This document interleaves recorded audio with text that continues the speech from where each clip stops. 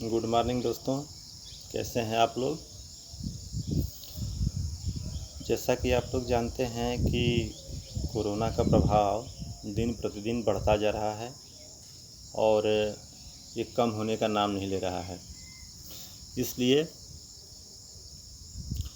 Corona से लड़ने के लिए सबसे कारगर साधन ये है कि हम अपने शरीर के अंदर ही प्रतिरोधक क्षमता को जागृत करें, जिससे कोरोना का प्रभाव हमारे शरीर पे पड़े ही ना।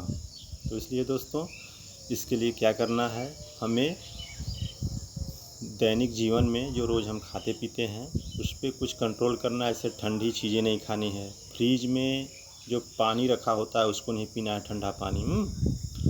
और जैसे कोका कोला है, पेप्सी है, ठंडा हमें ड्रिंक नहीं लेना है, ठीक है। उसके स्थान पे क्या है कि आप सुबह चाय पी सकते हैं। और जैसा कि बताया गया है, गाइडलाइन में जारी किया गया है स्वास्थ्य मंत्रालय द्वारा, तो उन सबको आपको फॉलो करना है, ठीक है। उसके साथ साथ विटामिन सी युक्त भोजन करना है, जैसे संतरा, नींबू आदि का सेवन करना है आपको। और सबसे बड़ी ज़रूरी है कि देखिए,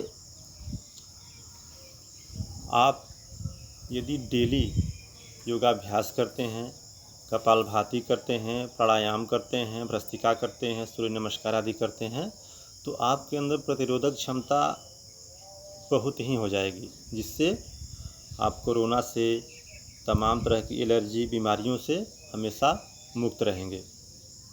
देखिए, कोरोना उसी को प्रभावित कर रहा है जिसके अंदर इम्यूनिटी या प्रतिरोधक क्षमता जो होती है वो कम है शरीर के अंदर, है ना। तो इसीलिए आप लोग हमेशा कपालभाति, सूर्य नमस्कार, ये सब जो बताते हैं हम उसको किया करिए और लाभ उठाइए। इससे आप बीमार भी नहीं पड़ेंगे, आप लोगों के पैसे भी बचेंगे। तो इसलिए इसको करना अति आवश्यक है। तो पहले देखिए क्या है, हम सुबह उठते हैं, जब सुबह उठते हैं फ्रेश होकर के बाकायदे पहले हम क्या करेंगे, पहले हम कुछ कसरत कर लेंगे, फिर उसके बाद कुछ योगासन करेंगे। कसरत में जैसे मान के चलिए कि हो गया आपका सपाटा वगैरह हो गया, बीम वगैरह हो गया, ये सब थोड़ा बहुत कर लेना चाहिए। फिर उसके बाद धनुरासन कर लीजिए आप। फिर लास्ट में आपको कपालभाति करना है, 5 से 10 मिनट भ्रस्त्रिका कर लेना है, और सांसों को कुंभक के द्वारा रोकने की क्षमता भी अपने अंदर आपको करना है। सूर्य नमस्कार कर लेना है। इतना यदि आप कर लेते हैं डेली, तो समझ लीजिए कि आपके अंदर बहुत ही अच्छा फील होगा, प्रतिरोधक क्षमता आएगी और कोरोना होगा ही नहीं। ये पूरा विश्वास रखिए इसको, ठीक है। तो आज की डेट में ज़रूरी है कि ये सब करना, योगाभ्यास अति आवश्यक है। कुछ हम बता रहे हैं आपको। देखिए, कपालभाति से हम स्टार्ट करते हैं। कपालभाति करने के लिए आप प्राथमिक रूप से क्या करेंगे, ये आसन में बैठ जाएंगे। आप पैर फैला लीजिए आराम से। पद्मासन में ऐसे बैठ जाइए। दाहिना पैर इस पे आपके थाई पे होगा, बाएं पैर के, और ये वाला पैर यहाँ होगा, ठीक है। बिल्कुल आराम से ऐसे बैठ जाना है। कमर बिल्कुल सीधा होना चाहिए, बिल्कुल शिथिल अवस्था में। अब क्या करेंगे, कपालभाति में सांस को आप एक बार जोर से लेंगे, फिर हमेशा श्वास को लेना नहीं है, केवल इसमें छोड़ना है। कुछ सांस अपने आप आपके फेफड़े के अंदर चला जाएगा, ठीक है। तो चलिए स्टार्ट करते हैं।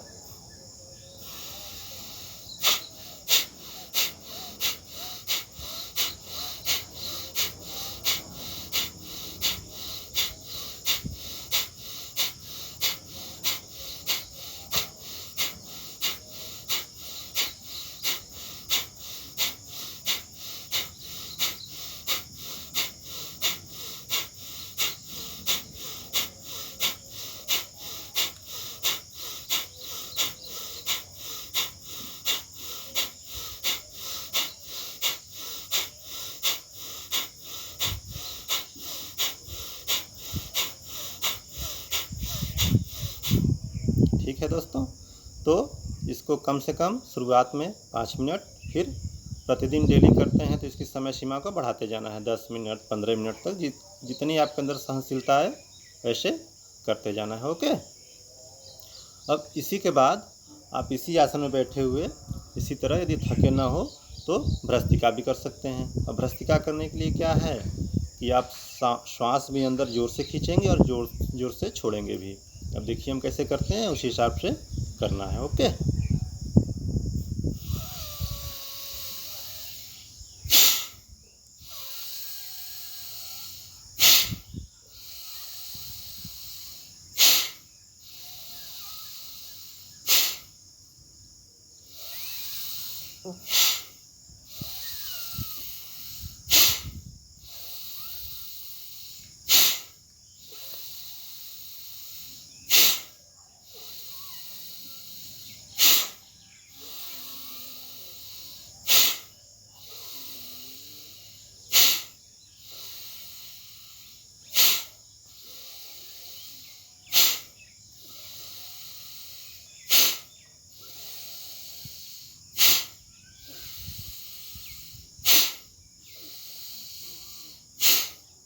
ठीक है दोस्तों, तो ऐसे भ्रस्त्रिका हुआ।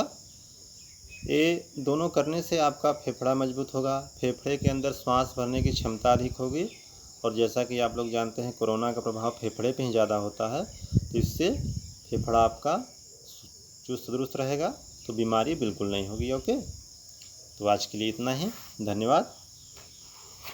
हम आशा करते हैं कि आप लोग इसे करेंगे और लाभ उठाएंगे। और एक बात देखिए, जैसे जो लोग पद्मासन नहीं लगा सकते हैं तो आलती फालती मार करके भी ऐसे भी सामान्य रूप से कर सकते हैं। ठीक है। यदि वैसे भी प्रॉब्लम होता है तो वज्रासन में भी कर सकते हैं। वज्रासन में देखिए ऐसे ये वाला पाँव पीछे जाएगा, फिर ये वाला पाँव पीछे जाएगा, ऐसे आराम से बैठ के वज्रासन में भी कर सकते हैं। कपालभाति प्राणायाम वगैरह।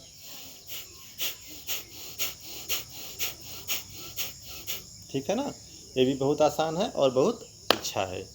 तो आप लोग करिए, इसको लाभ उठाइए। धन्यवाद।